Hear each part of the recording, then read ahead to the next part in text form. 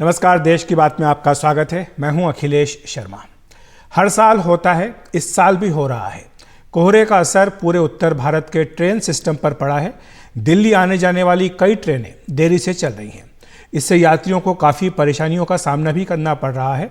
देर से पहुंचने के कारण कई लोगों के काम भी नहीं हो पा रहे हैं, क्योंकि किसी को आगे की ट्रेन पकड़नी थी, किसी को किसी डॉक्टर से मिलना था, किसी को दिल्ली में ज़रूरी काम निपटाकर अगली ट्रेन से घर वापस जाना था। लेकिन सब कुछ गड़बड़ा गया है। वक्त पर भी नहीं पहुंच पा रहे हैं, काम का भी नुकसान हो रहा है और सफ़र भी तकलीफदेह हो रहा है। वो अलग, रेलवे के नियमों के मुताबिक ट्रेन एक खास समय से ज़्यादा लेट हो जाए तो रिफंड मिलने का प्रावधान है, लेकिन अधिकांश लोगों को इसके बारे में कुछ अता पता ही नहीं है और कई ट्रेनें लेट चल रही हैं। एक ऐसी ही ट्रेन है गया से नई दिल्ली चलने वाली महाबोधि, जो आज 5 घंटे की देरी से आई है। हमारे सहयोगी परिमल कुमार ने बात की है उन यात्रियों से, तो उनकी परेशानियां सामने आई। फिलहाल हम नई दिल्ली रेलवे स्टेशन पे है। यहाँ पे गया से चल के नई दिल्ली स्टेशन पे महाबोधि पहुंची है, जो करीब 4-4.25 घंटे लेट है। और ये वो ट्रेन है जो अभी आपको प्लेटफॉर्म पे लगी हुई नजर आएगी। और लोगों से बात करने की कोशिश करते हैं कि आखिर कोहरे के वक्त में जो परेशानी आती है वो किस तरीके की परेशानी आती है। आप महाबोधि से आए हैं? हाँ जी सर। कितने घंटे लेट है सर? ये 3-4 घंटे लेट है। 5 घंटे लेट हो गए। 5 घंटे लेट है। करीब 4 बजे आती है। 4 बजे आती है। तो 5 घंटे लेट है ट्रेन। हाँ, किस तरह की दिक्कत होती है जब लेट होती है ट्रेन? बहुत दिक्कत होती है। अंदर पब्लिक बहुत चढ़ जाती है, दूसरी पब्लिक लेट होने की वजह से बहुत सारी परेशानियां पड़ती है। और कोई समय पे पहुंचने वाली बात भी रहती है क्या? हाँ जी, समय पे रहती है। हाँ? समय पे नहीं पहुंचते, आगे लेट हो जाते हैं। जैसे अब हमारे को शाम की ट्रेन है, दिल्ली घूमना है तो घूम नहीं पाएंगे। काफी दिक्कत आई। जो नेक्स्ट ट्रेन होती है उसकी टाइमिंग में प्रॉब्लम आती है। अगर किसी की नेक्स्ट ट्रेन बोर्ड करनी हो उसको फिर से, तो उसके लिए प्रॉब्लम आती है। जी। समय पे पहुंचना भी होगा कहीं पे। आगे के सारे कार्यक्रम डिस्टर्ब हो जाते हैं। हाँ। और कई तरह की परेशानी आगे भी आती है। रेलवे में आगे की रेल छूट जाती है, कभी बस छूट जाती है। आप भी आए हैं महाबोधि से? हाँ? कि ट्रेन तो लेट है बहुत ज्यादा। तो इससे क्या दिक्कत आई है आपको? ट्रेन मिस हो गया है। कहाँ की ट्रेन मिस हो गई? पंजाब की ट्रेन मिस हो गई आपकी? हाँ जी। समय पे हम लोग का कॉलेज छूट गया। आज हम लोग आए थे टाइम पे कि 2 तारीख को आएंगे तो कॉलेज जाएंगे डायरेक्ट 3 तारीख को सुबह में। हाँ, 3 तारीख को, बट कॉलेज का अटेंडेंस खराब हो रहा है। ट्रेन इनिशियली जो है वो टाइम से खुली थी। प्रॉब्लम हुई कि कानपुर के बाद बहुत ज़्यादा हेक्टिक हो गया, बहुत ज़्यादा स्लो हो गई। हमने सोचा कि 1 घंटे 2 घंटे लेट होगी, लेकिन इतना ज़्यादा एक्सपेक्टेड नहीं था। लोगों की ड्यूटियां छूट गई। बिल्कुल सोचा था टाइम से पहुंचे, लेकिन लेट हो गई। लेकिन कुहारा है उसमें क्या कर सरकार भी क्या कर सकती है। फॉग डिवाइस भी लगा होता है ट्रेन में। हाँ, लगा होता है फॉग डिवाइस, लेकिन सर सारी ट्रेनें हैं, एक ट्रेन थोड़े हैं, कितनी सारी ट्रेनें हैं। अब एक्सीडेंट से तो अच्छा है थोड़ी देर से पहले। देरी को एक्सेप्ट कर रहे हैं। बहुत बहुत शुक्रिया हमसे बात करने के लिए। नई दिल्ली से परिमल कुमार, एनडीटीवी इंडिया। एक और ट्रेन है वैशाली सुपरफास्ट एक्सप्रेस, जो सहरसा से आती है। ये भी 4 घंटे की देरी से नई दिल्ली पहुंची है। हमारे सहयोगी परिमल कुमार का कहना है कि इसके मुसाफिरों की कहानी भी महाबोधि के मुसाफिरों से अलग नहीं है। सर, अभी 4 घंटे लेट आई है ट्रेन। हाँ जी। किस तरह से तकलीफ बढ़ी है? कुछ प्लान रहा होगा या कुछ ऐसा? हाँ, प्लान तो था ये, लेकिन जरूरी भी था, क्योंकि मैं देख रहा था, रात में मैं जगा था। फॉग की वजह से कानपुर के आसपास से ट्रेन के लिए चलना बहुत ज्यादा मुश्किल था। तो दुर्घटना से देर भली। नहीं, हमें कोई प्रॉब्लम नहीं, घर ही जाना है। ये मानकर चल रहे हैं कि ठंड में देरी होती है? हाँ सर, अभी तो कानपुर तक तो सही आई है, उसके बाद ही लेट हुई है। अच्छा। तो कहीं जाने की हड़बड़ाहट वैसी नहीं थी? नहीं सर, बिल्कुल नहीं। आप लोग अभी इस ट्रेन से आई हैं, देरी हो गई ट्रेन में, 4 घंटे देर है। कोई दिक्कत नहीं? नहीं, कोई दिक्कत नहीं। कहीं पहुंचना था या उसमें लग रहा है कि विलम्ब हो गया? या नहीं, ऐसा कुछ नहीं है। ठीक है, कुहासा बहुत था। हाँ। ठीक है, अपने टाइम पर थोड़ा 1-2 घंटा लेट हुआ है तो कोई बड़ी बात नहीं है। उससे ज्यादा होती तो दिक्कत हो जाती। मतलब फॉग को लेके ठीक है कि? हाँ जी, ठीक है। बहुत ड्यूटी नुकसान है, ड्यूटी करना था, अभी ड्यूटी नहीं पकड़ाया, बहुत नुकसान हो गया आज का। इतना 12 घंटा 14 घंटा 16 घंटा लेट चल रहा है गाड़ी। मैं 27 तारीख को गया था तो 29 तारीख को पहुंचा, जो 28 को पहुंच रहा था इसी गाड़ी से। 27 को गए थे तो 29 को पहुंचा वैशाली से 13 घंटा लेट। आज तो 4 घंटे है। हाँ, आज तो 4 घंटे, उस दिन 13 घंटा लेट पहुंचा। एक मैयत हो गई, नहीं पकड़े। हाँ, ऐसा होता है, अभी बहुत बुरा हाल है। लेकिन एक बड़ा सवाल ये भी उठता है कि एंटी फॉग डिवाइस लगाए जाने के बाद भी रेलगाड़ियां देरी से क्यों चल रही हैं। उत्तर रेलवे के सीनियर पीआरओ कुलतार सिंह से हमारे सहयोगी परिमल कुमार ने यही सवाल पूछा। नॉर्दर्न रेलवे के senior public relation officer Kultar Singh हमारे साथ हैं। सर, धुंध की वजह से, फॉग कह लें, धुंध कह लें, अब ट्रेनें देरी से चल रही हैं। हमारा फॉग सेफ डिवाइस भी है, तब भी ट्रेनें देरी से क्यों? देखिए, फॉग एक नेचुरल फिनोमिना है जो बियॉन्ड ह्यूमन कंट्रोल है। जब फॉग ज़्यादा हो जाता है, डेंस हो जाता है, तो उस स्थिति में सेफ ट्रेन ऑपरेशंस को ध्यान में रखते हुए गाड़ियों की स्पीड जो है रिड्यूस की जाती है, उस पर कुछ रिस्ट्रिक्शंस लगाई जाती हैं, जिसकी वजह से गाड़ियां फॉग के दौरान थोड़ा धीमी चलती हैं और लेट पहुंचती हैं। अब फॉग सेफ डिवाइस, ये तकनीक है जिसकी हम सहायता लेते हैं। भारतीय रेल पर ये अप्रूव्ड टेक्निक है। फॉग सेफ डिवाइस एक इक्विपमेंट है जो हमारे लोको पायलट्स और असिस्टेंट लोको पायलट्स को अप्रोचिंग सिग्नल्स, उनकी सूचना और अलर्ट देता है। फॉग सेफ डिवाइस बेहतरीन इक्विपमेंट है। इस इक्विपमेंट की सहायता से 3 अप्रोचिंग सिग्नल्स की इंफॉर्मेशन, यानी उसका डिस्टेंस, दूरी जो है वो लोको पायलट्स को पता लग जाती है। जी।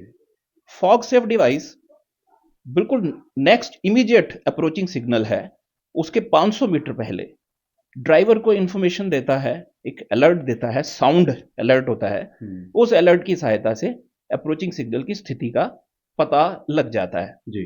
उस स्थिति को ध्यान में रखते हुए लोको पायलट्स और ड्राइवर्स गाड़ी को मैन्यूवर करते हैं, उसको उसी हिसाब से नेगोशिएट करते हैं। लेकिन क्या ये पब्लिक को हम बताने की स्थिति में सक्षम है कि फॉग सेफ डिवाइस की वजह से हमारी ट्रेनों को लेकर जो है वो पहले से स्थिति और बेहतर हुई है? जी हाँ, जी हाँ, जी हाँ, ये बिल्कुल प्रूवन रिकॉर्ड है। अभी हम आंकड़ों के आधार पर भी इस बात को कह सकते हैं। फॉग सेफ डिवाइस मैं सबसे पहले तो बताऊंगा कि ये हमारे इंजनों में इंस्टॉल किया गया है।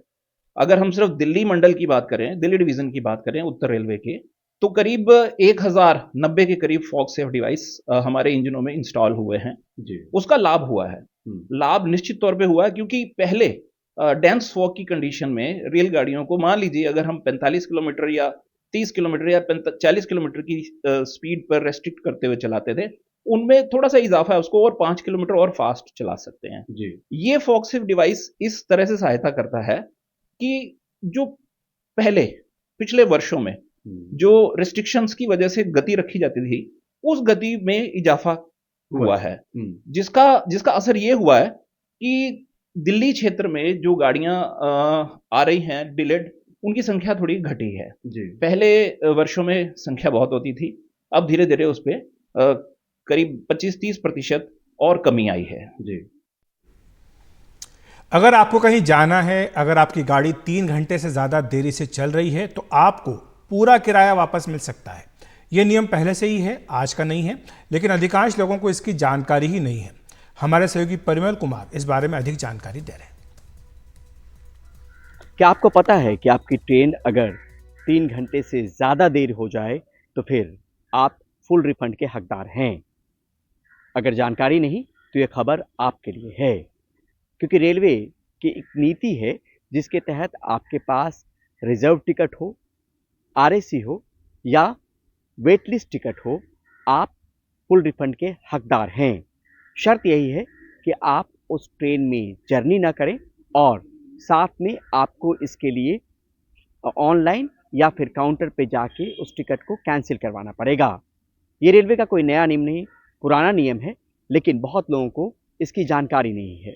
खासतौर पे कोहरे और धुंध के वक्त में जब ट्रेनें बहुत लेट लतीफ़ हो जाती हैं, तो लोगों की जानकारी में ये बात होनी चाहिए कि अगर वो इस ट्रेन में यात्रा ना करें और ट्रेन 3 घंटे से ज़्यादा देर हो जाए तो फुल रिफंड के हकदार हैं, जिसको लेकर वो काउंटर पे जाके या ऑनलाइन जाकर अपनी टिकट को कैंसिल करवा सकते हैं। तो ये नीति जो है वो इस बात को लेकर ध्यान में रखी गई थी कि इसमें रेलवे की भूमिका है कि ट्रेन अगर इतनी लेट हो जाए तो फिर जो यात्री हैं वो यात्री अपना रिफंड ले सकता है। इसमें कोई चार्जेस आपसे नहीं लिए जाएंगे और पूरा पैसा आपको रेलवे रिफंड करेगी, जिस पैसे को आपने टिकट बुक करने के वक्त में दिया होगा। तो फिर से एक बार गौर करने वाली बात कि 2 शर्त है इसको लेकर। पहली बात ये कि ट्रेन 3 घंटे से ज़्यादा देर हो जाए, और दूसरी चीज़ ये कि आप उसमें यात्रा ना कर रहे हो, आपको अपनी टिकट कैंसिल करवानी पड़ेगी, या तो ऑनलाइन जाकर TDR फाइल करना पड़ेगा, या फिर काउंटर पर जाकर आपको अपनी टिकट कैंसिल करवानी होगी। लेकिन ख़ास तौर पे ख्याल रखने वाली बात ये है कि ये आपको ये काम तब करना पड़ेगा जब ट्रेन खुल नहीं गई हो। ट्रेन खुलने के बाद अगर ये क्लेम आप करेंगे तो आपको कोई रिफंड रेलवे नहीं देने वाली। नई दिल्ली से परिमल कुमार, NDTV इंडिया। अभी तक अगर आपके मोबाइल फ़ोन में आप जाकर देखें तो रेलवे की अलग अलग सुविधाओं के लिए कई सारे अलग अलग ऐप हैं, लेकिन अब इन सबको रखने की ज़रूरत नहीं है, क्योंकि रेलवे अब आपके लिए एक सुपर ऐप लेकर आया है जिसमें सारी सुविधाएं एक ही प्लेटफॉर्म पर मिल सकेंगी। कैसा है ये ऐप, बता रहे हमारे सहयोगी परिमल कुमार। रेलवे का सुपर ऐप रेलवे के तमाम ऐप की सुविधाओं को समेटे सारी सुविधाएं एक ऐप में। क्रिस यानी centre for railway information system इस ऐप को तैयार कर रहा है। इसमें IRCTC की सुविधाएं जो ऐप पे मौजूद हैं, उसके अलावा भी कई सुविधाएं होंगी। मसलन टिकट बुकिंग, कैंसिलेशन, या फिर आपको प्लेटफॉर्म टिकट लेना हो, बस बुक करना हो, फ्लाइट बुक करनी हो, होटल बुक करना हो, ये तमाम सुविधाएं इस ऐप पर मौजूद होंगी। और अगर आपको पार्सल भेजना है या प्लेटफॉर्म पर उतरते ही आपको कुली चाहिए, कार्ट चाहिए, व्हील चेयर चाहिए, तो इस ऐप में उसका भी सेक्शन बना होगा और इस ऐप के ज़रिए उसका फ़ायदा भी आप ले सकते हैं। साथ में ये भी बताना ज़रूरी है कि अगर आपको रेलवे में कोई ऐड देना है तो उसकी सुविधाएं भी होंगी, ट्रेन की स्थिति जाननी है तो ये सुविधाएं भी होंगी, और साथ में अगर मेडिकल हेल्प चाहिए या कंपार्टमेंट में, जिस बॉगी में आप जर्नी कर रहे हैं उस कंपार्टमेंट में अगर आपको कोई सुविधा पहुंचनी ज़रूरी है, जैसे मान लीजिए बच्चा ट्रैवल कर रहा है आपके साथ और आपको दूध की ज़रूरत है, तो इस तरह इस ऐप के ज़रिए वो सुविधा भी आप उसका लाभ उठा सकते हैं। यही नहीं, जिस कंपार्टमेंट में आप हैं उसका चादर अगर ख़राब है, AC ज़्यादा ठंडक दे रही हो, तो इसके ज़रिए जो है, या साफ़ सफाई की समस्या हो, तो इस ऐप में उसका भी प्रावधान होगा जिससे उसका निपटारा होगा। यानी शिकायतों को लेकर भी इस ऐप में तमाम तरह की जो शिकायतें होती हैं मुसाफिरों की, उसके निपटारे को लेकर इस ऐप में इंतजाम होगा। साथ में रेलवे के अधिकारी ने यह भी कहा कि आप जर्नी कर रहे हो, कोशिश इस बात की भी है कि मान लीजिए आपका शर्ट गंदा है या टी-शर्ट गंदा है और आपको डिलीवरी प्लेटफॉर्म पे चाहिए, तो वो भी इस ऐप के ज़रिए मुमकिन करवाया जाए। तो ये तमाम कोशिशें जो हैं वो रेलवे की तरफ से चल रही हैं। जितने भी ऐप हैं और उनकी सुविधाओं को एक ऐप में समेटने की ये कोशिश है। डेडलाइन के बारे में फिलहाल नहीं कहा गया है, लेकिन क्रिस इस पर काम कर रहा है, इसकी जानकारी रेलवे की तरफ से जरूर मिली है। नई दिल्ली से परिमल कुमार, NDTV इंडिया।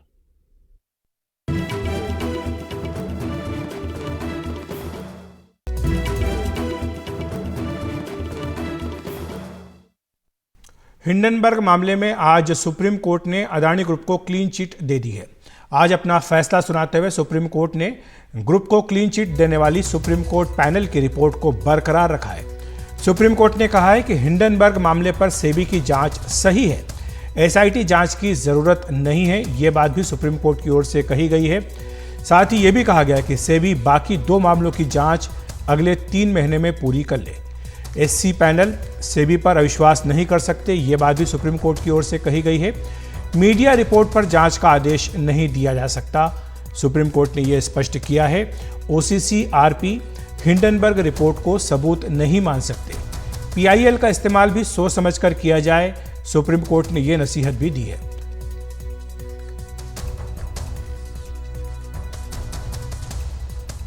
और हिंडनबर्ग मामले में सुप्रीम कोर्ट ने अपनी बनाई कमेटी की रिपोर्ट को बरकरार रखा है। आपको बताते हैं कि सुप्रीम कोर्ट की कमेटी ने क्या कहा था। कमेटी ने कहा था कि प्राथमिक जांच के मुताबिक किसी भी कानून की अवहेलना नहीं हुई है। अदानी ग्रुप के शेयरों के चढ़ने में कोई भी कानून नहीं टूटा है। सेबी को शेयरों की कीमतों में बदलाव की पूरी जानकारी थी। अदानी ग्रुप ने शेयरों की कीमतों को प्रभावित नहीं किया। अदानी ग्रुप की कंपनियों में गैर कानूनी निवेश के सबूत नहीं है। अदानी ग्रुप ने किसी भी निवेश के कानून को नहीं तोड़ा है। और हमारे साथ वरिष्ठ वकील मुकुल रोहतगी इस पूरे मामले पर चर्चा करने के लिए जुड़ रहे हैं। मुकुल जी, आपका बहुत बहुत स्वागत है NDTV इंडिया पर। आप किस तरह से देखते हैं आज जो सुप्रीम कोर्ट का फैसला आया है? धन्यवाद। देखिए, सुप्रीम कोर्ट के फैसले की कई अहम चीज़ें हैं। पहला कि सेबी की इन्वेस्टिगेशन जो है वो सेबी पे ही रहे और किसी और को ट्रांसफ़र ना करी जाए, सुप्रीम कोर्ट ने इनकार किया है। सुप्रीम कोर्ट ने कहा है कि सेबी अच्छा काम करती है, सेबी अपनी इन्वेस्टिगेशन कंप्लीट करे। 24 मुद्दों में से 22 मुद्दों में कंप्लीट हो चुकी है और बाकी 2 मुद्दों के लिए 3 महीने का टाइम दिया गया है। सुप्रीम कोर्ट ने याचिका वालों की ये भी दलील रिजेक्ट करी कि सेबी को कहा जाए कि नई रेगुलेशन बनाए। उनकी ये भी दलील रिजेक्ट हुई कि जो एक्सपर्ट कमेटी है, जस्टिस सापरे के जो हेड हैं, उनकी एक्सपर्ट कमेटी में कॉन्फ्लिक्ट ऑफ इंटरेस्ट है, वो उनकी रिपोर्ट भी ना मानी जाए, वो भी सुप्रीम कोर्ट ने दलील खारिज करी है। अल्टीमेटली जो मुद्दे रिट पिटिशनर्स ने सुप्रीम कोर्ट के सामने रखे वो सारे मुद्दे रद्द किए गए हैं। सुप्रीम कोर्ट ने ये भी कहा है कि ऐसी अनवेरीफाइड रिपोर्ट्स को केसेस का, मुकदमों का बेसिस नहीं बनाया जा सकता जब तक प्रॉपर सबूत ना दिए जाएं, और ऐसी रिपोर्ट पेश करना कोई सबूत नहीं है। और अल्टीमेटली आप देखिए, ये जो हिंडनबर्ग एसोसिएशन या कंपनी या जो भी ये बॉडी है, इनका काम सिर्फ अपने प्रॉफिट बनाने का है, इसीलिए इन्होंने शेयर मार्केट में ये उथला पथली करी है सो दैट किसी तरह से अपना ये पैसे बनाए, और इसलिए इन्वेस्टर्स ने बहुत पैसा अपना लूज़ किया है। ये सारा पैसा लूज़ करना सिर्फ हिंडनबर्ग की तरकीबों की वजह से हुआ है। इससे आगे हमें बहुत ध्यान रखना है, और सेबी ने अपनी इन्वेस्टिगेशन पूरी मुकम्मल कर ली है। तो अल्टीमेटली ये जो किस्सा है ये आज ख़त्म किया गया है। तो इसमें साथ साथ आप जो बात बता रहे हैं कि हिंडनबर्ग जो शॉर्ट सेलर था, जिसने ये रिपोर्ट दी थी, साफ तौर पर ये दिखाई दिया था मुकुल जी कि इसके पीछे उसका अपना कुछ मुनाफा कमाने का मकसद था, और साथ साथ 4 लाख करोड़ का यहाँ पर निवेशकों को घाटा हो गया। आज सुप्रीम कोर्ट ने यह भी कहा है कि जो हिंडनबर्ग है इसके खिलाफ सरकार को और सेबी को जांच करनी चाहिए, और अगर कुछ कानूनी का उल्लंघन पाया जाता है तो उसके खिलाफ उचित कार्रवाई भी की जानी चाहिए। आपके हिसाब से किस तरह की कार्रवाई हो सकती है आगे, इसमें अब आगे क्या हो सकता है हिंडनबर्ग के रिपोर्ट में आने के मामले में? देखिए, ये बात तो क्लियर है कि हिंडनबर्ग ने ये सब काम किया है अपना प्रॉफिट कमाने के लिए। छोटे छोटे इन्वेस्टर्स का पैसा इसमें काफ़ी नुकसान भरा गया है।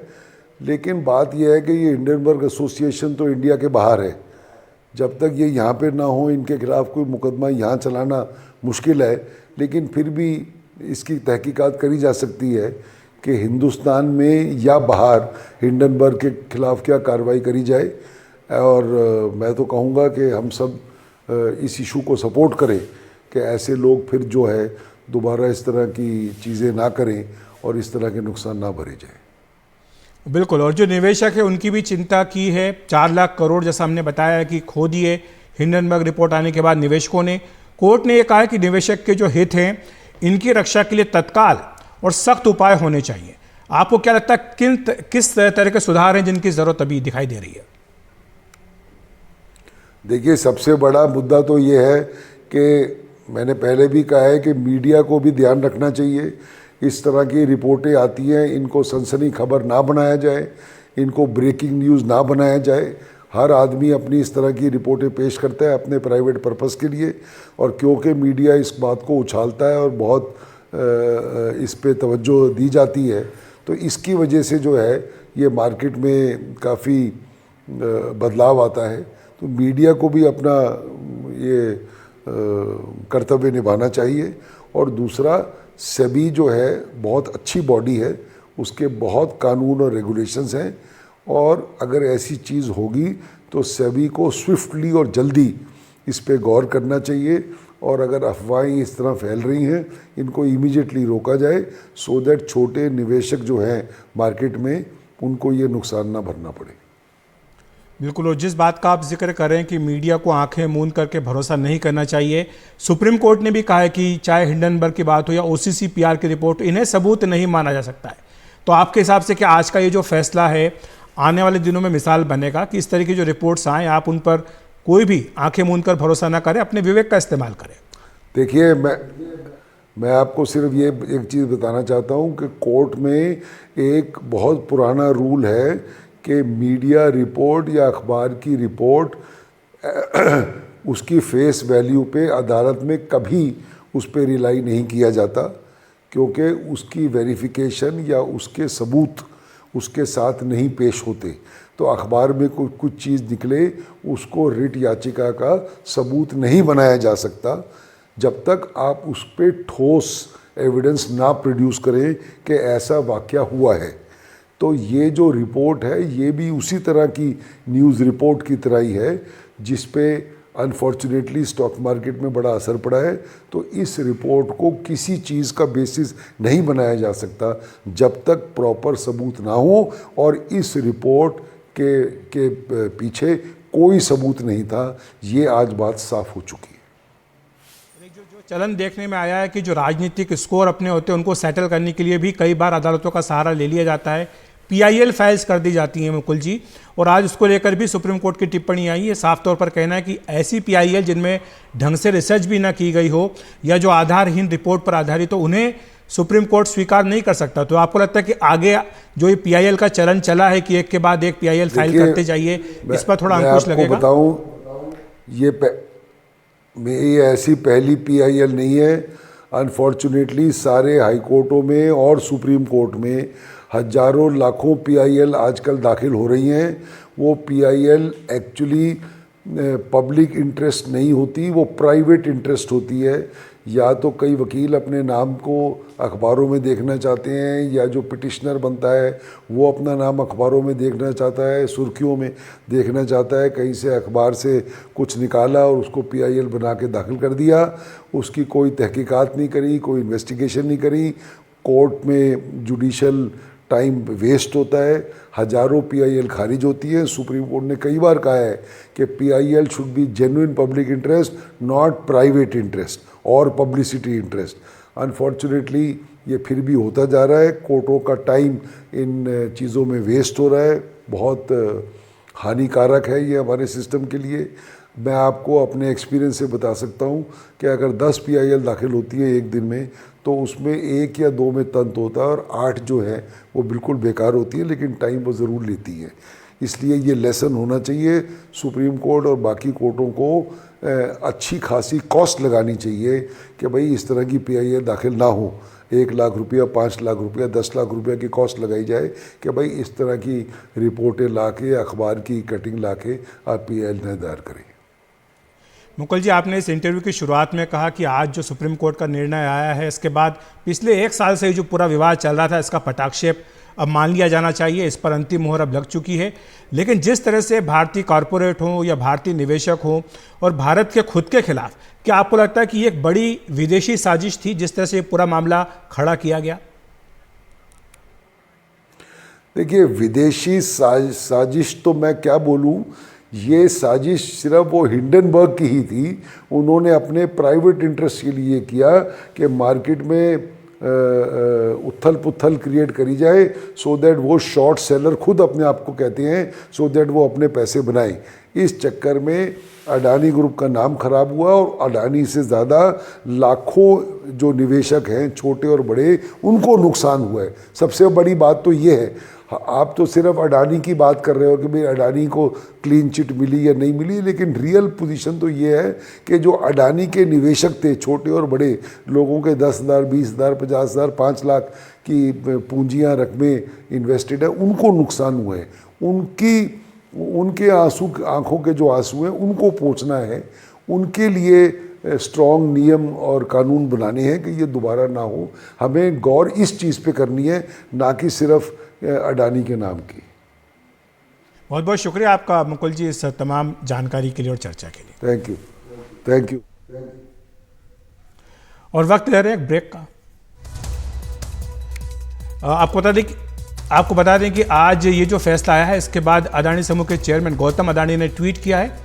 उन्होंने लिखा है कि माननीय सुप्रीम कोर्ट का फैसला दिखाता है कि सत्य की जीत हुई, सत्यमेव जयते। मैं उन लोगों का आभारी हूं जो हमारे साथ खड़े रहे। भारत की विकास गाथा में हमारा योगदान जारी रहेगा। जय हिंद।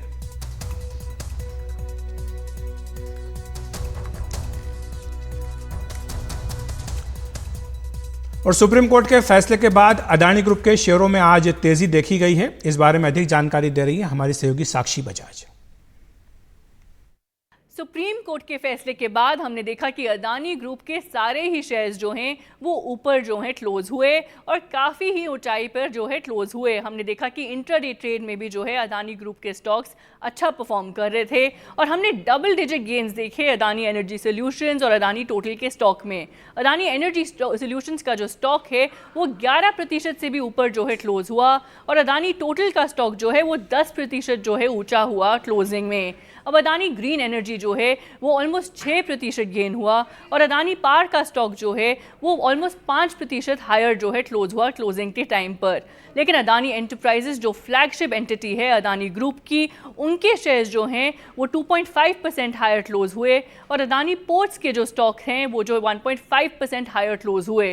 सीमेंट मेजर्स ने भी अच्छा परफॉर्म किया ट्रेड में और एनालिस्ट का ऐसा मानना है कि अगर वो जो टाइमलाइन है 3 महीने की सेबी को अगर वो भी नहीं मिलती तो स्टॉक सर्ज और रैली जो है हम और भी ऊंचाई पर देखते। लेकिन याद रखिए कि जो 10 लिस्टेड फर्म्स हैं अदानी ग्रुप की कंपनियां जो हैं 10 लिस्टेड फर्म्स जो हैं वो कम से कम 70% जो है रिकवर हुई हैं जनवरी के लो से जो विटनेस हुए थे हिंडनबर्ग की रिपोर्ट के बाद। और अदानी ग्रुप का जो मार्केट कैप है वो 15 लाख करोड़ रुपए से भी ज़्यादा है और हाईएस्ट है जनवरी 2023 से।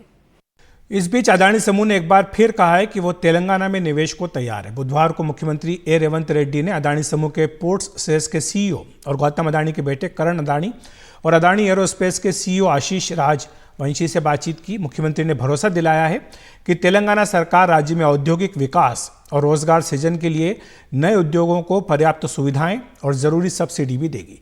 बैठक में मंत्री श्री डी श्रीधर बाबू, मुख्य सचिव शांति कुमारी, आईटी के प्रमुख सचिव जयेश रंजन, मुख्यमंत्री के सचिव शहनवाज कासिम और विशेष सचिव अजीत रेड्डी सहित कई अन्य लोग भी शामिल थे। अदानी समूह के प्रतिनिधियों ने यह कहा कि वे पुराने प्रोजेक्ट चलाते रहेंगे। उन्होंने नए प्रोजेक्ट शुरू करने के लिए भी सरकार से जरूरी मदद मांगी है। उन्होंने कहा कि तेलंगाना में भले सरकार बदल गई हो लेकिन वो वहां उद्योग स्थापित करेंगे और रोजगार सृजन करते रहेंगे। अदानी समूह ने सरकार से एक डेटा सेंटर प्रोजेक्ट पर भी चर्चा की है और साथ ही एक एरोस्पेस पार्क की स्थापना के लिए भी बात की है।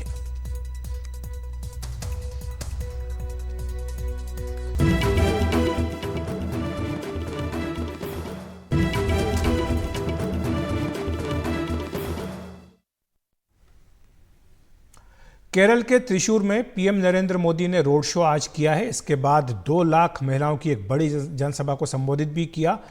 पीएम मोदी अपने 2 दिनों के दक्षिण भारत के दौरे के तहत तमिलनाडु और लक्षद्वीप होते हुए केरल पहुंचे।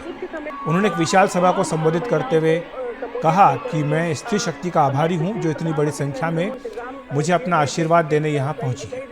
पीएम मोदी ने कहा कि आजकल देश में मोदी की गारंटी की चर्चा है, लेकिन मैं मानता हूं कि देश की नारी शक्ति विकसित भारत के संकल्प की सिद्धि की सबसे बड़ी गारंटी है। दुर्भाग्य से आज़ादी के बाद कांग्रेस की सरकारों ने एलडीएफ यूडीएफ सरकारों ने नारी शक्ति को कमजोर माना।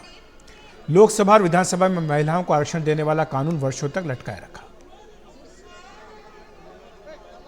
दुर्भाग्य से आजादी के बाद लेफ्ट कांग्रेस की सरकारों ने, एलडीएफ यूडीएफ की सरकारों ने नारी शक्ति को कमजोर माना।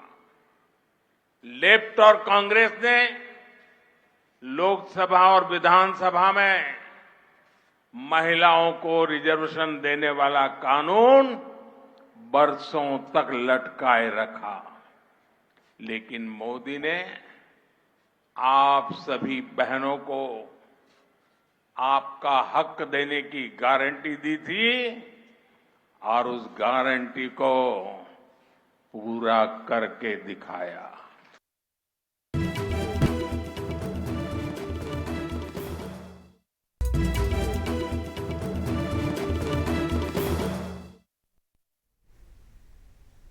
हिट एंड रन मामलों के लिए नए कानून को लेकर सरकार और ट्रांसपोर्टर्स में सुलह तो हो गई, लेकिन मध्य प्रदेश के शाजापुर के कलेक्टर कल हुई एक बैठक में एक ट्रक ड्राइवर पर भड़क गए थे और ड्राइवर को उसकी औकात याद दिलाने लगे। इस चक्कर में उन्हें खुद शाजापुर से हटा दिया गया।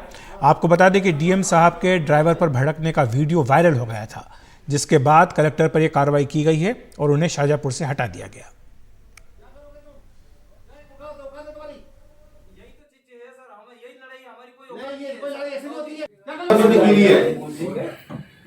कोई कानून को अपने हाथ में नहीं लेगा, सुन लीजिए।